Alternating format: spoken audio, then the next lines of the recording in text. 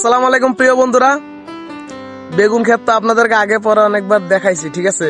চলেন আজকে আবার সুন্দর করে দেখাই। এই দেখেন প্রিয় বন্ধুরা, কত সুন্দর বেগুন দেখেন। আসলে আমাদের এখানে বেগুন ক্ষেতের কোনো অভাব নাই, ঠিক আছে। অনেক বেগুন ক্ষেত আছে। আপনারা আসলে ভাবতে পারবেন না যে কি পরিমাণ যে বেগুন হয় আমাদের এখানে।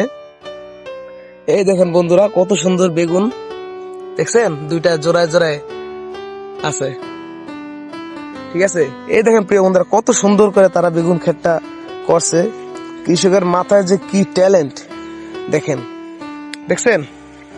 এই দেখেন রশি রশি দিয়ে আপনার মনে করেন লাইন করে বেগুন ই করতেছে, দেখছেন। ওই দেখেন, আসলে কৃষকের ট্যালেন্ট, প্রচুর ট্যালেন্ট, ঠিক আছে। আমাদের বাংলাদেশের মানুষের আসলে অনেক ট্যালেন্ট, ঠিক আছে, কিন্তু এই ট্যালেন্ট গুলা তারা কাজে খাটাইতে পারে না, এটাই হচ্ছে বড় সমস্যা, ঠিক আছে। আর কোনো সমস্যা নেই, কারণ আমাদের বাংলাদেশ হয়েছে সারা বিশ্বের মধ্যে ট্যালেন্টের মধ্যে আমার মনে হয় যে 1 নম্বর, কিন্তু ট্যালেন্টটাকে কাজে খাটাইতে পারে না। আর কৃষকদের কথা কি বলবো, কৃষকের যে পেশা, এই পেশাকে আমি সবচেয়ে বেশি সম্মান করি, কারণ কৃষকরা সবচেয়ে বেশি পরিশ্রম করে। আর কৃষকরা যদি কৃষিকাজ না করতো তাহলে আসলে আমাদের কষ্ট হয়ে যেত, ঠিক আছে।